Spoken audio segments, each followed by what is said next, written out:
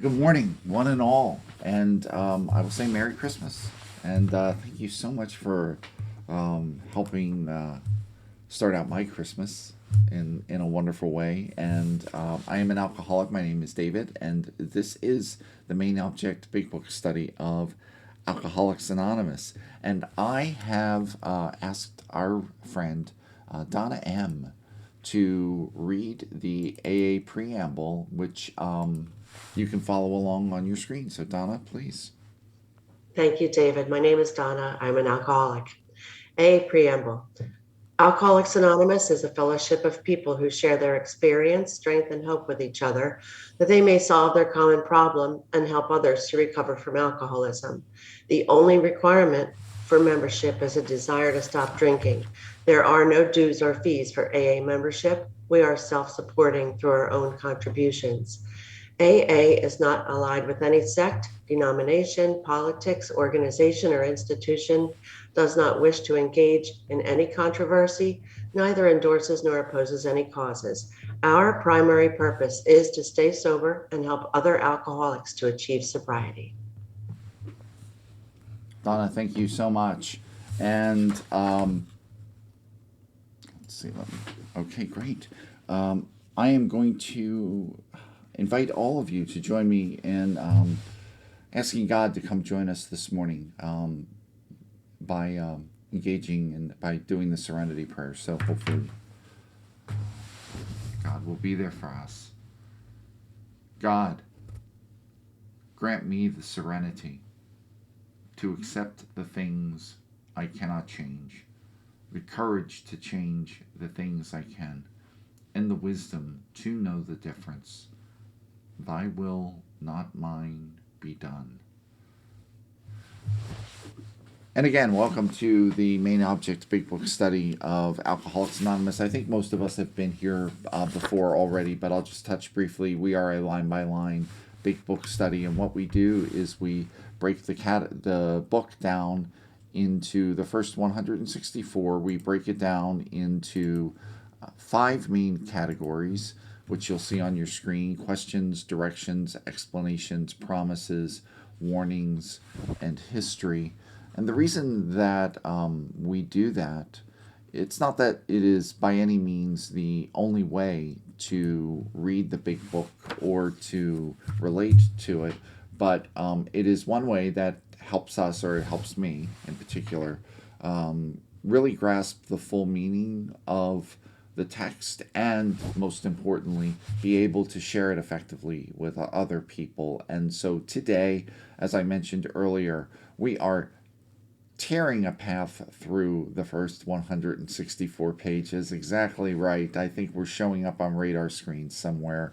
And we are on page 4, and we are in Bill's story, page 4, and we are at the bottom of page 4. And this is coincidentally also section 4 of Bill's story. When I went through and I looked at Bill's story, I was able to break it down into 12 sections. And this section is, I call, This Had to Be Stopped. And we'll see that in the text.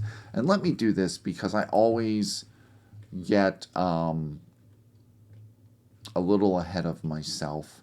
And so, what I'm going to do is post a few things in the chat that we can use as reference points during our discussion today. The first thing I'm going to post are 3 what I call questions for reflection. So this is in order to kind of help us tune in to what Bill may be trying to communicate in this part of the text and how it can be helpful to us. And there are 3 questions of for reflection. And the first one is, before I understood powerlessness, what did I do to limit or control my drinking and its negative consequences? Because we'll see some of that with Bill today. Question 2, as my drinking progressed, how did my self image change? 3, how do I respond differently to my drinking, that is, when I see the problem is not mere habit it is part of who I am. And we'll see a little bit of that this morning.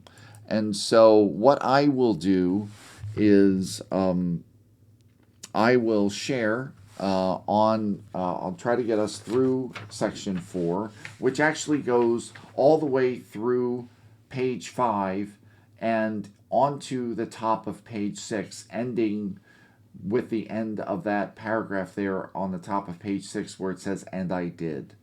So let's see what we can do.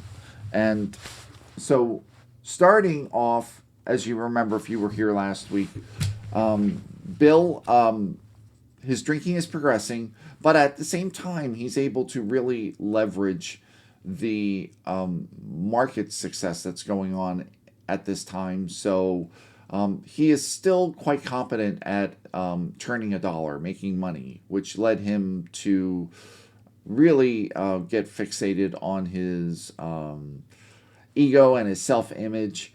And what we're seeing, though, is that that run in Montreal comes to an end, and largely through his drinking and his combative behavior. And so that's where we begin when he's been pretty much told that he has to leave Montreal. "We don't want you anymore, Bill." And he goes on to say, "We went to live with my wife's parents. I found a job, then lost it as a result of a brawl with a taxi driver." And already, if you've been joining us up to this point, you see that right there, losing a job as a result of a brawl with somebody, is not uncommon behavior for Bill. He's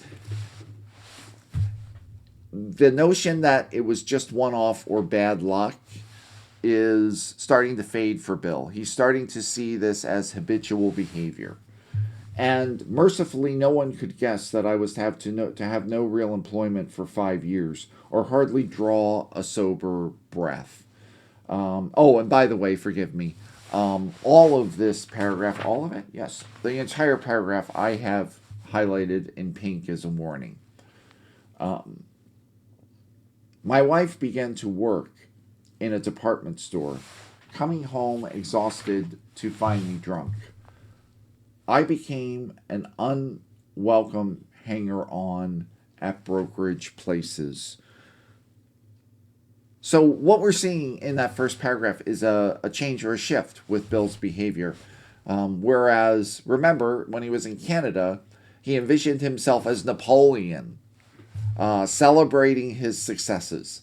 And but now, just a short time later, he's not seeing himself as Napoleon. He is an unwelcome hanger-on at brokerage places.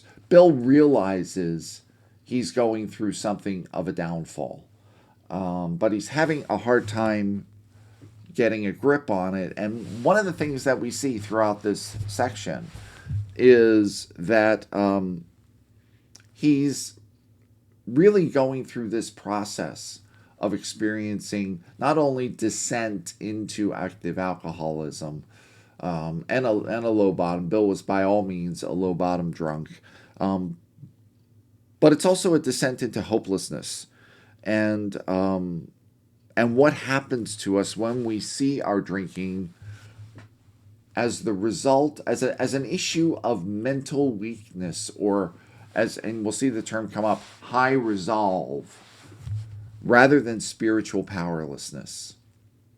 And I'm saying that only to anticipate where we'll be going with this, or where Bill's story will lead. Where unfortunately we're not seeing in this section much of Bill's ability to grasp that he is spiritually powerless. So anyway, moving forward into paragraph 2, liquor ceased to be a luxury. It became a necessity. Bathtub gin, 2 bottles a day, and often 3, got to be routine. Sometimes a small deal would net a few $100s, and I would pay my bills at bars and delicatessens. I'm just going to, first of all, I did, and I'm putting these notes in the chat, but they'll also be attached to the video that comes out. I don't know if it will come out today, but it will come out in the next 24 hours. And that video is the audio recording of today's session. So, but I'm putting something in there in the chat right now about bathtub gin. It's not something that we think about all that much anymore. But as we see with Bill, it became a kind of his go-to drink. It was really how he was surviving on bathtub gin. I did a little reading about bathtub gin, and I put the links in the chat there. And bathtub gin, we think of it as this old timey thing. It was sort of problematic because there weren't exactly quality control standards. And so what people would do, they would literally make it in their bathtub. And then think of it today. The greatest analogy I could think of today is basically how people have, like, especially in inner cities, um, like a meth lab in their basement. Um, think Breaking Bad without the quality control. Okay, and one of the things they used to do with bathtub gin is, which was really unsettling, is in order to make it seem like it was good and aged, they used to put things in it like raw meat and other things in order to give it a kind of a smoky wood barrel flavor or whatever. And the records are, and you see, and they talk about it in the link. They estimate approximately 50,000 people went blind from drinking bathtub gin, and so this is what Bill was subsisting on. Yeah, Rich, please go right ahead. Rich alcoholic, real quick on this history. So I learned that during Prohibition, that's when mixed drinks came about because there were no cocktails before Prohibition. They started mixing drinks during Prohibition because the alcohol was so bad. That's where mixed drinks came from. And the government during Prohibition, there were industrial uses for alcohol, and the government used to poison the alcohol for industrial uses, knowing that alcoholics were drinking it. So the government was actually poisoning us.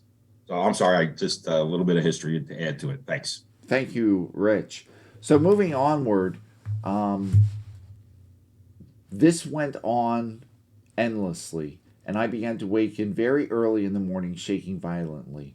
A tumbler full of gin, followed by half a dozen bottles of beer, would be required if I were to eat any breakfast.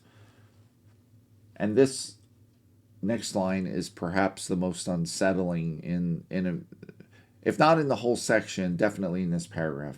Nevertheless, I still thought I could control the situation, and there were periods of sobriety which renewed my wife's hopes.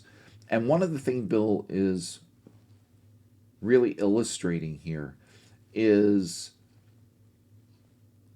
one of the devious aspects of this disease is how it leads us to filter our perceptions.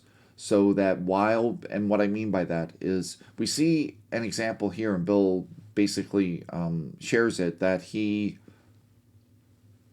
still believed that he had the ability to control his situation because he would have periods of sobriety. So he had this filter in place where he would only count or acknowledge the infrequent successes, but not acknowledge the more frequent failures. And on the one hand, it's easy to point to Bill and say, like, wow, what a mess. But I also recognize that very much in myself. And so I think that's sort of the key thing here. And so nevertheless, I still thought I could control the situation, and there were periods of sobriety which renewed my wife's hopes. And of course, we don't have time today to even get into the impact that Bill's behavior and his downward descent, the progression, was impacting the people around him, particularly his wife. But you can see he touches on that. Now, think about this. For anybody, especially if you're sober, you're looking at this going like, oh my God, that guy's in the depths. But where do we go in page 3? I mean, I love the next line. Hold on. Believe it or not, things got worse. So it is, as bad as it is, it got worse. The house was taken over by the mortgage holder. My mother-in-law died. My wife and father-in-law became ill. Again, I have everything we've read up to this point this morning, I have highlighted in pink as a warning. Actually, most, if not nearly all, I'll just cut to the chase. Nearly all of this section, with a couple minor exceptions, I have highlighted in pink as a warning. So, but I want to point something out here that I think is crucial and really drove the nature of the disease right into my own heart. He's talking about things getting worse. But when we think about it, and this is something I would not have realized in early sobriety, things got worse. Here's how they got worse. The house was taken over. My mother-in-law died. My wife and father-in-law became ill. Now, I'm not minimizing those events on Bill or anybody else who experiences them. Those are painful, devastating things to happen. However, think about this a second. Bill's talking about how things got worse. Everything he's talking about are events external to him and his own decision-making process. He's not saying things got worse, I became totally detached from God, or any sense that I was powerless. He doesn't say that. He's fixated on consequences right now. And again, I'm not pointing the finger at Bill because I think this is a critical stage that a lot of us go through. But I think it's also important to acknowledge it because in order, what we'll see in not this section today, but next week and the week after, what we will see is Bill recognizes this is not about events. Events are impacted, but this is about something that's going on within me, within my mind and body. So moving onward into paragraph 4, then I got a promising business opportunity. Stocks were at a low point of 1932, and I had somehow formed a group to buy.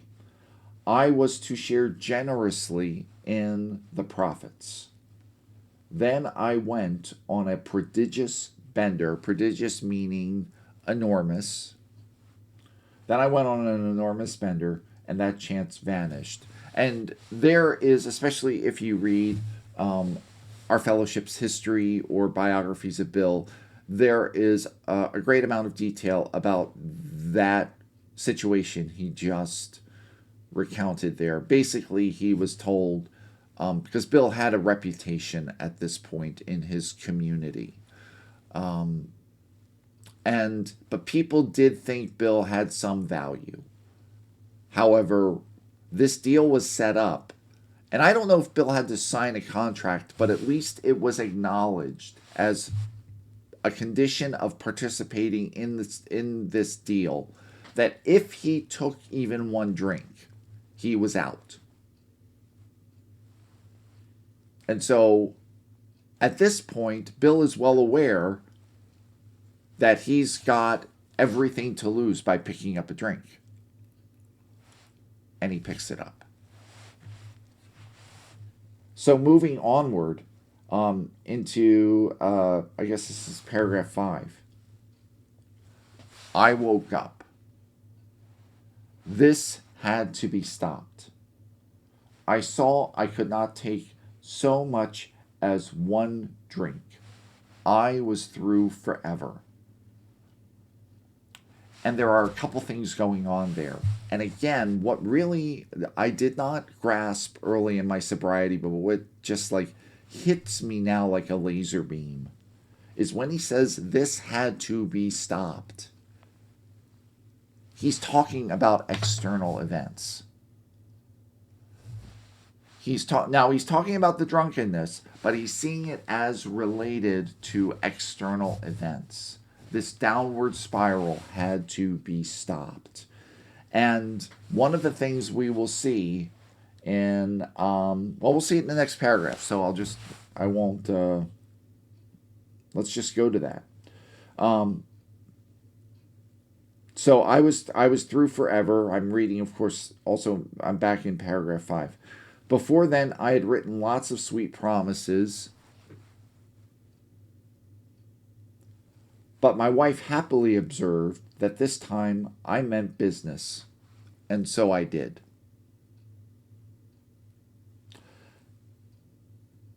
And I'll just keep going rather than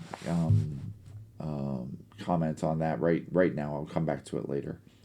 Shortly afterwards, I came home drunk. And this is paragraph 6. There had been no fight.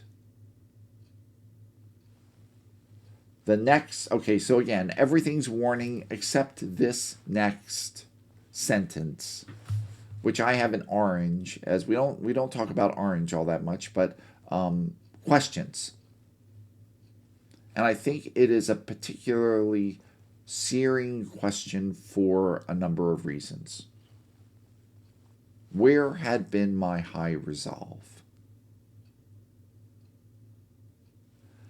And again, this was something I did not recognize early on in my sobriety, but now it hits me like a sledgehammer.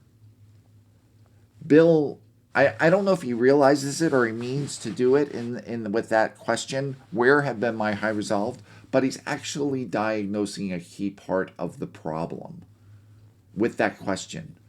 Because Bill has an assumption with that question that high resolve will solve his situation. Does that make sense? He's not seeing it, again, he is seeing it as habit. He is not seeing it as spiritual powerlessness. So what is he assuming and in all fairness, this is not to tear Bill down. I mean, where could he go at this point to get an alternate perspective? But he is seeing the solution as, quote unquote, high resolve. But of course, here he's questioning, where had been my own high resolve? I simply did not know. It hadn't even come to mind. Someone had pushed a drink my way, and I had taken it. And again, after that question, this is a warning, so I have it in pink. And then the second question, which I have in orange, was I crazy? And then the rest is pink. I had begun to wonder, for such an appalling lack of perspective seemed near being just that. And this next, so what are we, 6? I believe so. If you're keeping count, we're in paragraph 7 now at the very bottom of page 5. Thinking about what we just said, or what I just said about high resolve, it almost makes the next sentence a little chilling and unnerving, because Bill's saying, I'm back in the saddle again. Why? Renewing my resolve. I tried again. Okay. Some time passed, and confidence began to be replaced by cocksuredness. He was getting cocky. I could laugh at the gin mills. Now I had what it takes! Exclamation point. He's seeing the solution as one of high resolve. which he believes he's now able to practice.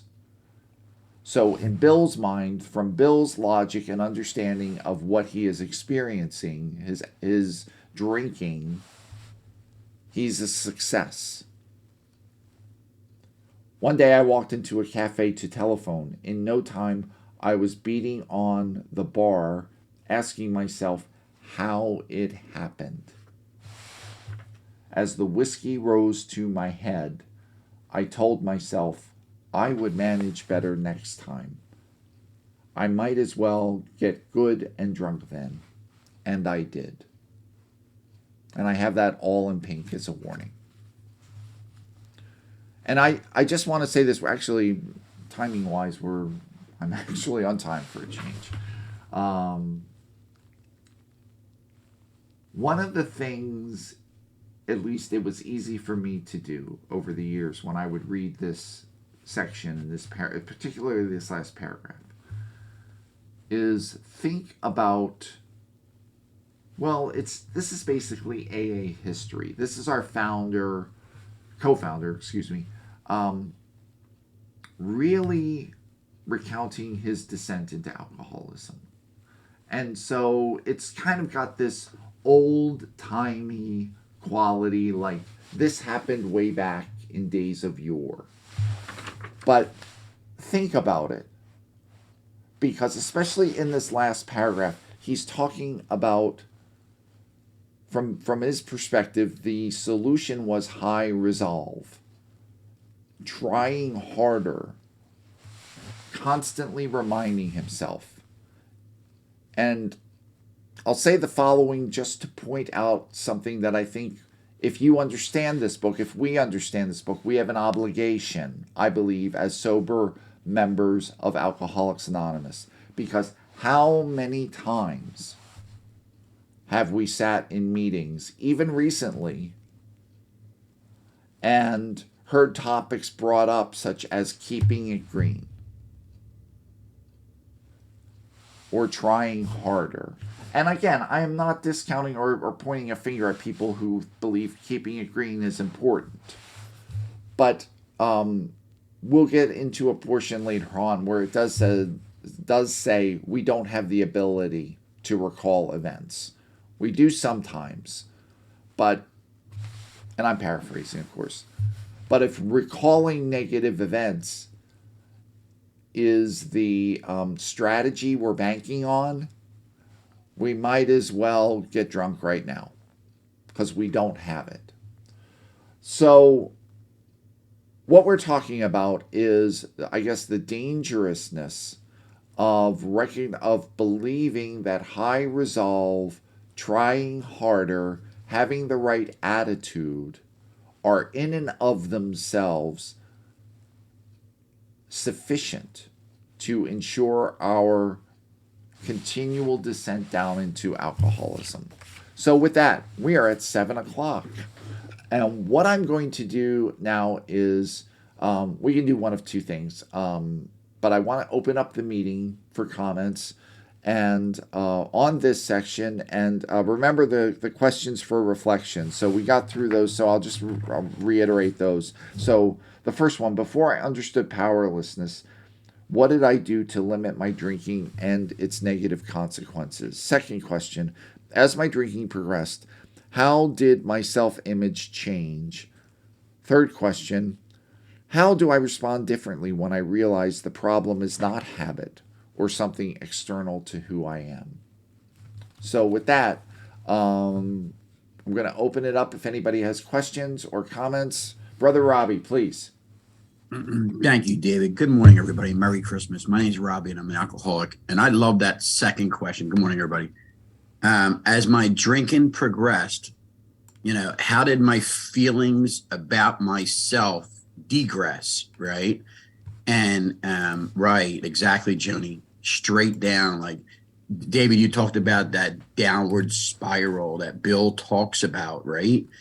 And listen, my life was exactly the same on a different level because I was younger, but it got so bad for me, group, that the more I drank, so let's share this with you. I always bounce back no matter what happened, right? That's my story. I could get locked up, right, Brian, and I'll bounce back, right? I could get put in a little rehab with all these people with these cute morning meetings, and oh my God, I split or I get kicked out, and I bounce back. I get beat up in front of the penalty box, right, David, on Scalinger and Pacific at 2 a.m. I bounce back. I find another keg party. I always, my ego bounce back. And like you said, keeping it green, what? I can't remember the day, the week, or the month before, right? And I drink again. And then all of a sudden one day, at the very end, David and group, I didn't bounce back. I was inside a lockup, and I had got taken out of a cell very rudely by some guards and placed in another cell that they called a hole, right? And I didn't bounce back. It was at that very moment, David, that I realized what a piece of crap I really was. It finally all caught up with me. And I finally realized that what everybody was saying, including my parents, including my little sister, God bless them, that I was just no good anymore. I was just not worthy of living. Now, I know not all of us have had suicide thoughts or actions, but I did. And when that happened with me, David, like there was no bouncing back. I was done. Just remove me from the face of this earth. And that's how bad my drinking got. So what a joy it is to wake up today, to have a little bit of that esteem back, to know that I'm not a bad person, that I was a sick person, right? And that when I, with book in hand, armed with the facts about myself, I can now feel great about living. Boy, what a transformation that has been. So I didn't mean to elaborate on, but boy, I could relate to Bill's thinking from ego, I got this, to in the gutter, I'm not worthy of living anymore. Oh, thank you. Thank you, Robbie. One of the things, and I think why this is, first of all, I can relate very much. My conditions and circumstances, while different than yours, followed that same pattern of being able to learn, or as maybe, you know, they say the idea that we are normal, like normal people are presently maybe have to be smashed. And there are many ways in which I am not like quote unquote normal people. Normal people may be able to learn or take constructive lessons from their negative experiences. I somehow lack that ability, and which is why I need spiritual intervention. So, and speaking of spiritual intervention, why don't we hear from our friend Brian D? I'm sure that was focused on the intervention, not the spiritual part of the sentence. Oh, wow. Hi, everybody. I'm an alcoholic. My name's Brian. It's good to be here sober this morning. Thanks, David. There were some things that really jumped out. One is that, which is for a long time, that line, I became an unwelcome hanger-on at brokerage places. That feeling of knowing that people are a step away from you, you're not the life of the party anymore, you're actually not welcome, that people are somewhere between pitying to patronizing to disgusted, and feeling it in real time. That's what it felt like, that actually being there, knowing that, and trying to find some way to kind of get back in. But my problem is with things like that, my strategy is sort of to double down on failure. And so I just do the same things, except more aggressively. And then it feels worse. And then that gap grows, which can only be turned off by drinking. And of course, the more I drink, the worse the gap gets. And it just started stumbling in that. So I could really feel that. The second part, those ideas of where had been my high resolve, it hadn't even come to mind. People were very helpful to me in understanding that, and then I could see it as part of my own experience that some of the things that make perfect sense on the surface, and that we hear in the fellowship sometimes, think the drink through. it sounds like such a good idea. And it is if you don't have alcoholism. But it is, but the problem is really seeing that I cannot rely on that. That's my problem. And because I would think that very thing. Yeah, I understand you guys need God, but I got this. Like I know what's going to happen, and so I just will avoid it. For 10 years, at which point I will be so rich that money will insulate me from the consequences of alcoholism, and then I can start drinking again.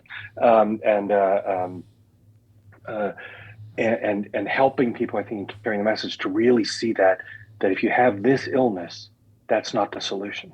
And learn, it reminded me of kind of one of the things I learned to hear when listening to people is so often when folks are drifting, start to have the conversation. And one of the questions I'll always just ask is about sort of checking in about what their meeting attendance is like. It was a long time before I understood that everybody says the same thing, which is they tell you, I'm going tomorrow to a meeting. And it was learning to ask the next question, which was, when was the last one you went to? Because that's the one that really matters. Because that I'm going tomorrow is coupled with the I don't feel like drinking. Those are manifestations of the I can think my way through this, because the next piece of that is, if I see the drink coming, I will change my behavior. But of course, most of us only see the drink in the rearview mirror, and so it is really I think helping people in carrying the message, for me, helping them to see if they have our illness, what they're relying on it just doesn't work. And so it's sort of like saying, why is it cold in the house? Because I closed the door. Well, the window's still open. So keeping the door, locking the door, it doesn't help that. So anyway, so it's good to be here today. Thanks. Brian, I hate to, and I don't want to get into. Believe me, I mean, I'm grateful for the meetings and the groups that have helped me stay sober over the years. And Brian, when you were sharing, I couldn't help but sort of think about. I've been to a lot of meetings over the years where I've heard great advice and insight for combating alcoholism. The only problem is that it was unknowing that advice and that feedback was unknowingly meant for non-alcoholics, because alcoholics don't have the capacity to reliably employ a lot of these strategies. And again, that's what this section really shows us. If we're just talking about the last time it worked or how it may be working today, that's great. It's all golden. But it's the inability to consistently employ a solution that will consistently work under any and all conditions. And I think that's what Bill is grappling with right now. What do we got? We have 710. Rich, did you have your hand up at one point, or am I mistaken? No, I did, David. Rich alcoholic, in basically me too is what I wanted to say. In a lot more words. I mean, this disease for me slow played me. Every decade it added 6 more hours of drinking. When I was in my teens, I drank a lot. When I drank in my 20s, I started drinking every day. In my 30s, I started drinking at lunch. In my 40s, I started drinking at breakfast, and then it was round the clock. And then once I tried to stop, because I had never tried to stop till I was almost 40 years old, then this scenario was me. Then it was me trying to stop, getting some time, and then I would think I had a beat, and then I came back and all that stuff. But in the end, me too. And when I read this book for the first time, it really opened my eyes to my disease. I just thought I was going to drink a lot. I didn't realize I was going to be a slave to it, and I was going to have to drink around the clock like it was oxygen. And finally, God relieved that from me, and I can't tell you. I mean, you guys see me every day, so you know how much happier I am now than I was. But thanks, David, for everything. Rich, thank you. And then I see our friend Joe. Yes, please. Yeah, good morning, David.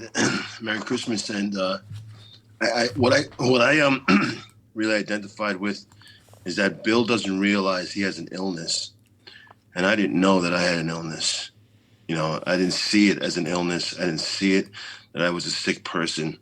I just didn't know what was wrong and what was going on. And I remember, you know, I'm so happy to be sober this Christmas and to be able to see my children later on. And alcohol had taken all that away from me for a long time.